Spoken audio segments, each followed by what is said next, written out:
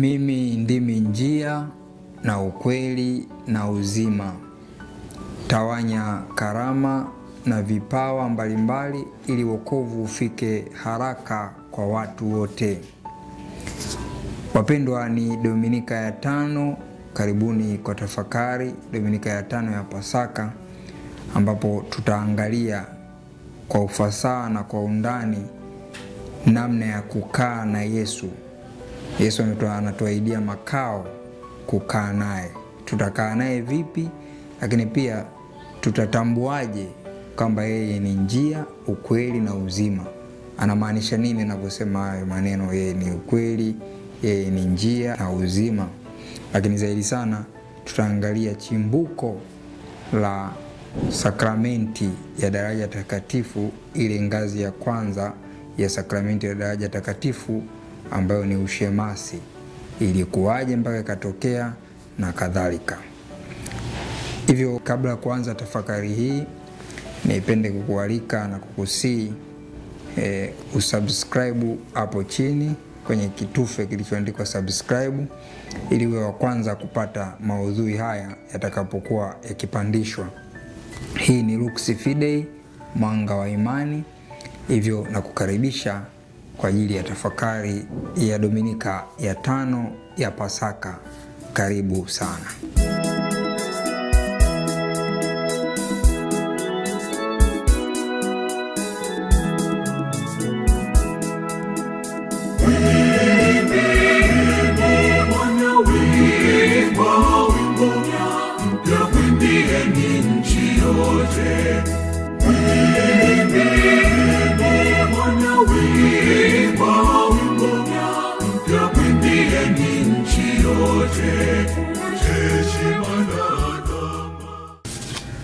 Ni Dominika ya 5 ya Pasaka, na hivyo tunaendelea na safari ambayo tulianza Dominika ya 4, Dominika iliyopita, kuangazia vifungu maarufu kutoka katika Injili ya Yohane. Na kile ambacho Yesu anatazama zaidi katika Dominika ya 5 yanaangalia mbele zaidi ya kile ambacho atakipata. Manake mateso, kifo, fufuko na kupaa kwake, hayo hayaangalii. Ni katika muktadha ule ule wa Alhamisi jioni katika karamu ya Bwana, ambapo Yesu anatoa mafundisho mahususi, mafundisho maalum ambayo kwa jina moja tunayaita hotuba ya kuaga. Hotuba ya kuaga ambayo inapatikana katika Injili ya Yohane sura ya 13 mpaka sura ya 17. Kwa Injili ya leo ambayo ni Injili ya Yohane sura ya 14 aya ya 1 mpaka ya 12 ni sehemu ya hiyo tunayoita hotuba ya kuaga. Na hivyo Yesu aliangalizia mambo mengi, sio tu kuwekwa kwa Ekaristi takatifu, lakini zaidi sana kuna mambo mengine mengi ambayo Yesu aliyaweka na kuyafunua kwa wanafunzi wake na kuwaangalisha, kuwapa kama picha ni vitu gani ambavyo wataenda kuvitimiza, ni vitu gani ambavyo watashughulika navyo baada ya yeye kuondoka, kwa maana baada ya matukio ya mateso, kifo, fufuko, kupaa na kushushwa kwa Roho Mtakatifu katikati yao. Kwa katika Dominika hii ya 5 ni sehemu muhimu kwa sababu inalenga utambulisho wa Yesu kama njia, ukweli na uzima. Na hilo analisema tunapoisoma Injili ya leo kwamba Yesu anawaambia wafuasi wake, msifadhaike mioyoni mwenu, niaminini mimi. Nyumbani mwa Baba yangu mna makao mengi, kama sivyo nalingewaambia, maana naenda kuwaandalia mahali. Basi mimi nikienda na kuandalia mahali, nitakuja tena niwakaribishe kwangu, ili nilipo mimi nanyi mwepo, nami niendako mwaijua njia. Sehemu hiyo ya kwanza ya Injili hii, Yesu anaonyesha kazi ambayo anaenda kuifanya. Baada ya kuteswa, kufa, kufufuka na kwenda kupaa mbinguni, anaenda kutuandalia makao. Na hivyo atakapokuja katika ule ujio wa pili, atakuja kutuchukua na kupeleka katika hayo makao. Makao yake anasema ni makao mengi, nyumbani mwa Baba yangu na makao mengi. Pengine tunapata picha ya majumba makubwa, majumba mengi. Na hivyo katika picha hiyo ambayo tunaipata, kuelewa zaidi, turejee katika mzizi wa neno lililotumika. Neno lililotumika ni kutoka katika lugha ya Kigiriki ama Kiyunani, mone. Mone inayomaanisha makao ama makazi, ambao anatuambia yapo mengi, lakini hilo makao au makazi kama mone linatoka katika kitenzi meno. Natoka katika kitenzi meno, ambacho kitenzi hicho kinamaanisha kukaa ama kubaki ama mahali pa kubaki. Kwa hiyo katika Yesu anaposema anaenda kutuandalia makao, ni kwamba anachotaka kusisitiza hapa ni anatamani kubaki ndani yetu, lakini na sisi tubaki ndani yake, kwa sababu makao hayo sio mahala pa kushikika. Sio kama sehemu fulani katika mawingu basi hapo ndo makao. Hapana, ni ile hali ya uwepo wetu sisi, uwepo wa Mungu katikati yetu sisi. Ni ile hali ya uwepo wa Mungu katikati yetu sisi. Ni ile hali ya Yesu kukaa pamoja nasi na sisi kukaa ndani yake. Hicho ndicho anachokitaka. Pengine tutajiuliza, tutakaaje na Yesu? Katika hati za mtaguso wa pili wa Vatikano, ile hati ambayo inahusika na mambo ya liturujia, Sacrosanctum Concilium namba 7, ambayo inasema Yesu anakaa wapi? Tunaposema ile kaa nasi Bwana, Yesu anapokaa nasi anakaa katika sadaka ya misa takatifu, katika kwa namna ya pekee Ekaristi takatifu, katika sakramenti zake takatifu, katika kanisa ambalo ni mmoja wa Wakristo wabatizwa, lakini pia katika makasisi. Kwa hiyo tunaona Yesu anakaa katika mazingira hayo.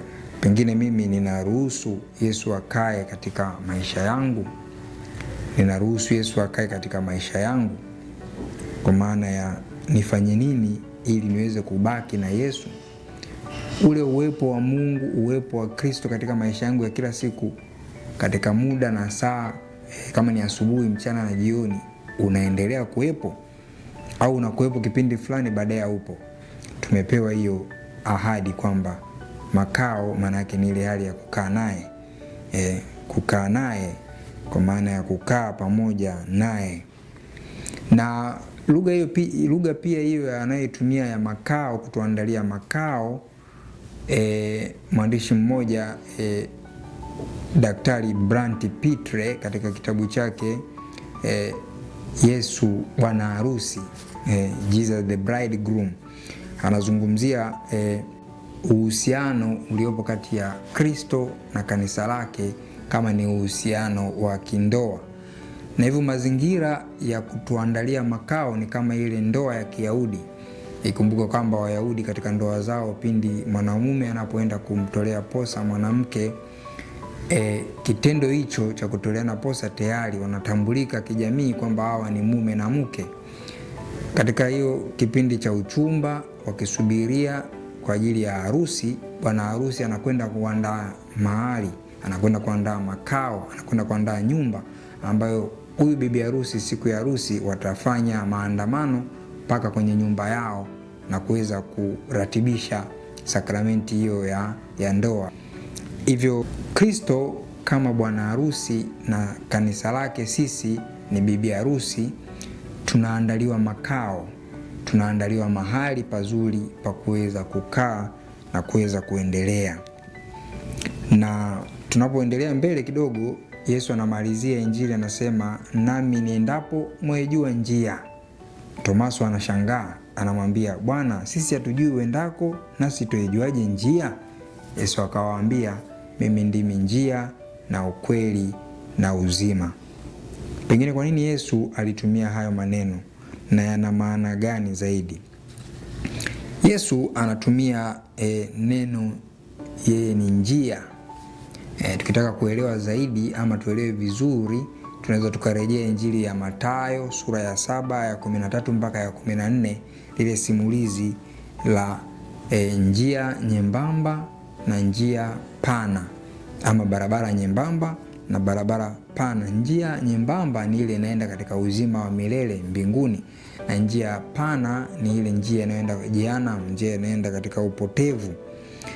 Na hivyo kumbe hata ukiangalia neno msingi lililotumika hapo kutoka katika lugha ya Kigiriki ama Kiyunani, hodos, maana yake njia ya kumfikia Mungu ama barabara ya kwenda kwa Mungu. Na hivyo kumbe Yesu anaposema kwamba yeye ni njia, maana yake yeye ndiye njia ya kwenda kwa Mungu, njia ya kwenda kwa Baba. Na hivyo anatambulisha kile tunachokiita njia ama maisha ya Utatu Mtakatifu. Kwa hiyo Yesu anaanza kujifunua taratibu kama nafsi ya Utatu Mtakatifu, nafsi ya pili ya Utatu Mtakatifu. Na hivyo anaposema yeye ni njia, anawaalika hawa mitume kutambua kwamba yeye ni njia ya kuwafikisha wapi? Mbinguni. Na hivyo kadiri ya Injili ya Mathayo sura ya 7, ile njia ambayo ni nyembamba ni njia yenye sadaka kubwa, ni njia inayohitaji kujikatalia, ni njia inayohitaji kujikana, ni njia inayohitaji sio nyepesi, ni njia ngumu, inahitaji sadaka. Na hivyo kupitia njia hiyo tunaweza kufika mbinguni. Hata ukiangalia Yesu Kristo mwenyewe anaposema njia, ukiangalia mateso aliyoyapitia, kufa msalabani, yote hayo yalikuwa sio marahisi, ni magumu. Ndio maana tunaona njia nyembamba ni ile inayokupeleka katika uzima. Kinyume chake ni njia pana. Njia pana ambayo hakuna kutubu, hakuna kujikana. Watu huvutiwa na dhambi, kuishi katika maisha ya dhambi, lakini pia ubinafsi, kiburi, uchoyo, uasherati, udanganyifu na kadhalika. Yote hayo yanakuwa katika njia pana ambayo inakupeleka katika upotevu. Ili kuweza kufika mbinguni tunahitaji kupita katika hiyo njia nyembamba na kuiacha njia pana. Na hivyo natupelekea kwenda katika sehemu ya pili ambayo Yesu anasema yeye ni ukweli. Kwa nini Yesu anasema yeye ni ukweli? Na ukweli ni kitu gani? Yesu anaposema ukweli hamaanishi tu ile hali ya kutosema ukweli ama kusema ukweli, bali yeye anamaanisha kitu kikubwa zaidi.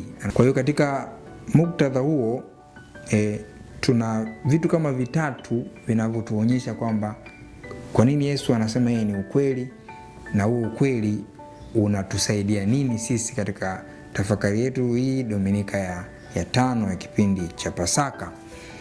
Yesu ni ukweli kwa sababu yeye ni uwepo mkamilifu wa Mungu. Yeye ni uwepo mkamilifu wa Mungu. Neno linalotumika kuwakilisha ukweli katika lugha msingi Kigiriki ni aletheia, ambayo inamaanisha uhusiano mkamilifu wa Mungu. Uhusiano mkamilifu wa Mungu. Kwa hiyo Kristo ndiye uhusiano mkamilifu na Mungu. Anatupa hiyo hali ya kuona tuna uhusiano gani na Mungu katika maisha yetu. Na hivyo yeye ndiyo mfano halisi wa Baba. Yeye ndiye mfano halisi wa uhusiano wake na Baba. Hivyo anatupa sisi pia kama kielelezo kwamba tukitaka kuhusiana na Mungu tumwangalie nani? Tumwangalie Kristo, kwa sababu yeye ndiye taswira, ndiye sura ya Baba. Anasema Mtume Paulo katika waraka wake kwa Kolosai sura ya 1 aya 15. Jambo la pili, kwa kuonyesha kwamba yeye ni ukweli, tunasema yeye ndiye chanzo cha ufunuo wa Mungu kwa binadamu. Binadamu anapata ukweli wa Mungu ni nani kupitia Bwana wetu Yesu Kristo. Kwa sababu katika maagano haya mawili, Agano la Kale na Agano Jipya, Agano la Kale Mungu alijifunua kupitia Torati, sheria, vitabu vya Musa, kupitia manabii mbalimbali. Mungu alikuwa anajifunua, lakini ukamilifu na chanzo cha ufunuo wa kimungu unadhihirishwa na nani? Na Bwana wetu Yesu Kristo. Kwa hiyo ukweli wake unakwenda zaidi, unakwenda mbele zaidi, sio tu akina Musa, sio tu manabii, sio tu maumbile na mazingira, bali Mungu anafunuliwa kwa binadamu kupitia Bwana wetu Yesu Kristo. Na jambo la tatu ni chanzo ama kielelezo cha ukamilifu wa maisha. Yesu anaposema mimi ni ukweli, maana yake yeye ni chanzo na ukamilifu wa maisha. Yeye ndio mfano halisi wa maisha ya kweli. Ili kuishi maisha ya ukweli, ili kuishi maisha yaliyokuwa ukamilifu na Mungu, basi angalia maisha ya Yesu alivyoishi hapa duniani. Na kupitia maisha yake basi unaweza ukajifunza na kung'amua mambo mbalimbali.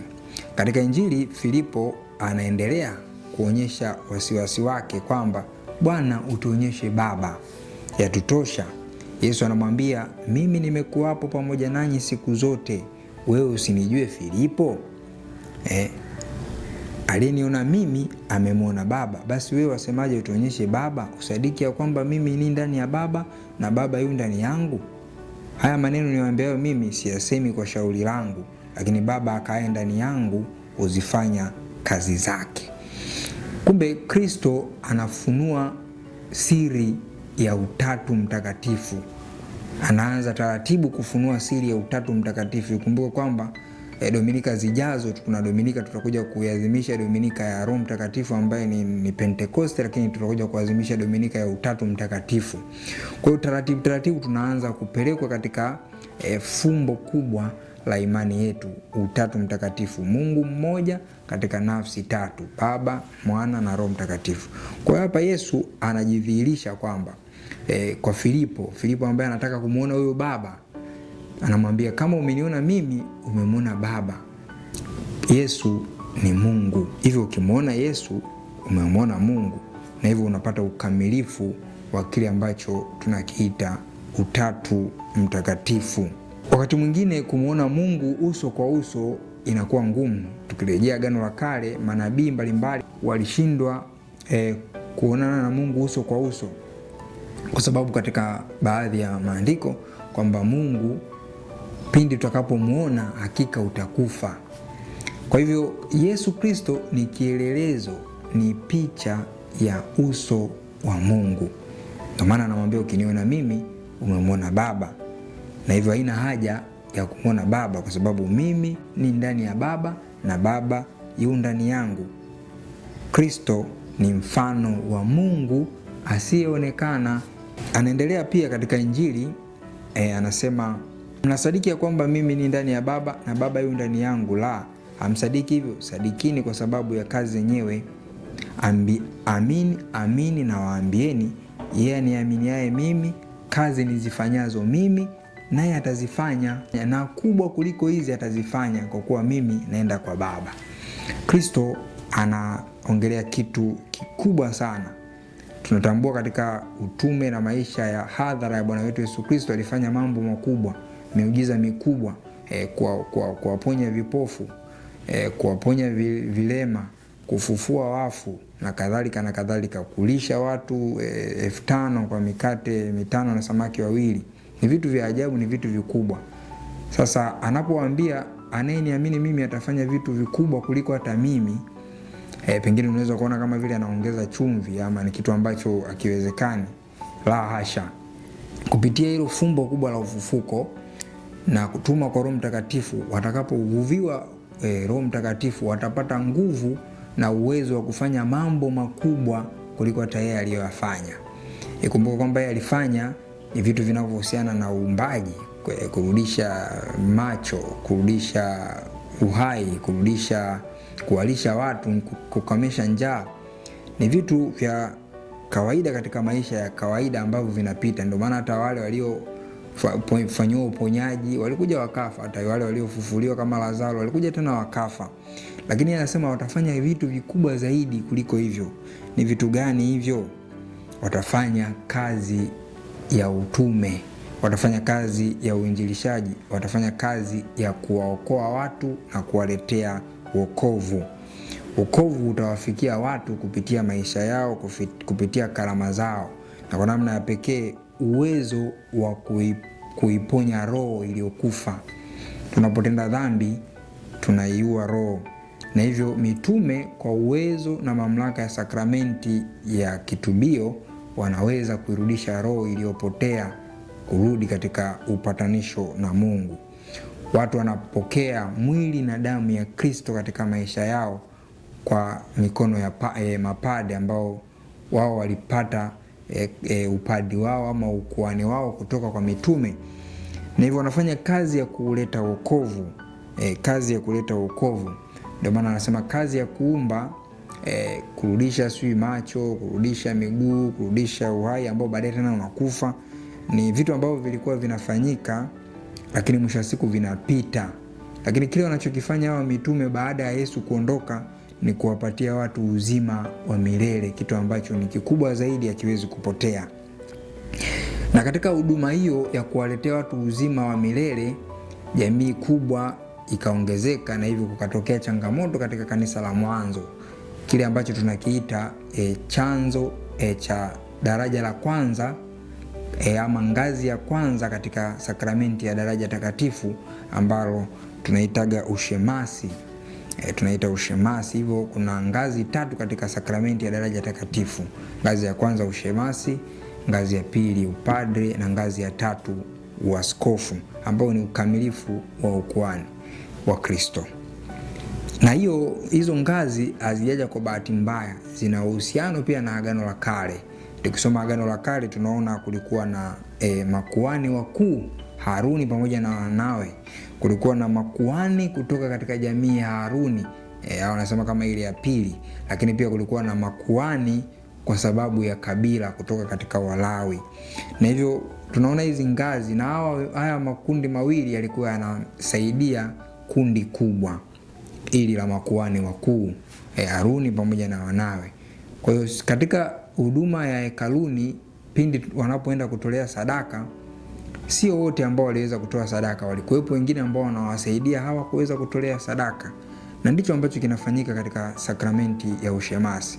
Shemasi anapowekwa, kazi yake ni kuhudumia neno la Mungu, kuhudumia meza, manake liturujia ekaristi, kuandaa pamoja na kwenda kugawa komunyo, lakini pia kuwahudumia maskini kwa upendo. Hicho ndicho ambacho msingi, ndio sehemu ya somo la kwanza katika Dominika hii ya 5, ambapo wanachagua mashemasi 7. Wanachagua mashemasi 7 kwa ajili ya kufanya hiyo kazi. Kwamba siku zile wanafunzi walipokuwa wakiongezeka hesabu yao, palikuwa na manunguniko kati ya Wayahudi wa Kiyunani juu ya Waebrania, kwa sababu wajane wao walisauliwa katika huduma ya kila siku. Wale tenashara, manake mitume, wakawaita jamii ya wanafunzi wakasema, haipendezi sisi kuliacha neno la Mungu na kwenda kuhudumia mezani. Basi ndugu, chagueni watu 7 miongoni mwenu walioshuhudia kuwa wema, wenye kujawa na roho na hekima, ili tuwekwe juu ya jambo hili, na sisi tudumu katika kuomba na kulihudumia lile neno. Kwa hivyo wanagawa karama, wanagawa majukumu kwa ajili ya kuleta wokovu kwa watu kwa haraka. Kumbe katika maisha yako, pale ambapo unahitaji wokovu wa watu uwafikie, pale unahitaji huduma ziwafikie watu vizuri, jaribu kutawanya majukumu ili basi watu wapate huduma kwa haraka na waweze kupata uponyaji. Pengine katika maeneo ya huduma za kiafya, basi wawe wafanyakazi wengi ili watu waweze kupata huduma za kiafya. Kama kuna sehemu ambao kunahitaji wafanyakazi wengi, jaribu kugawanya majukumu ili mambo yaweze kwenda kwa haraka na watu wapate wokovu. Na wanawachagua watu 7, Stefano, Filipo, Prokoro, Nikanori na Timoni, Parmena na Nikolao mwongofu wa Antiokia, ambao wakawaweka mbele ya mitume. Walipokwisha kuomba, wakawekea mikono juu yao. Sakramenti ya daraja takatifu, ngazi ya kwanza, ushemasi.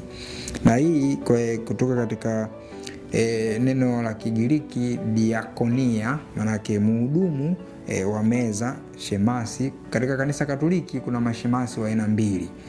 Shemasi wa mpito ni yule ambaye anajiandaa kwa ajili ya sakramenti ya daraja takatifu, na kuna mashemasi wa kudumu ambao hawa kwa namna ya pekee pengine wanakuwa hata kwenye maisha yao ya ndoa, lakini wanakuwa shemasi wa kudumu kwa ajili ya kuhudumia meza, kuhudumia altare, wakati mwingine neno, na kudumu na huduma kwa maskini na upendo. Kama tulivyokwisha kuadhimisha Dominika ya 4, Dominika ya Miito, tunaendelea kuwaombea mashemasi ambao wanajiandaa au mashemasi wa mpito wanajiandaa kuelekea katika daraja takatifu la upadre, waweze kufikia malengo hayo ya kuwa mapadre na ile kazi ya wokovu iendelee zaidi na zaidi. Tunapoikaribia Dominika ya Pentekoste, kushushwa kwa Roho Mtakatifu, tunayamwomba Mungu azidi kuimarisha mashemasi hawa ili waweze kuendelea kubaki katika uaminifu wa maisha, kuishi kadiri ya ile Roho wa Mungu na hekima, na kujikita katika tafakari juu ya maisha yao kama wachungaji wa baadaye katika kanisa la Mungu. Niendelee kukushukuru kwa kufuatilia tafakari hii, na Mwenyezi Mungu akubariki. Mimi ni Padre Benjamin Maganga Bundala, na ni Lux Fidei, mwanga wa imani. Mwenyezi Mungu akubariki na nikutakie Dominika njema na tafakari njema Dominika hii ya 5 ya Pasaka.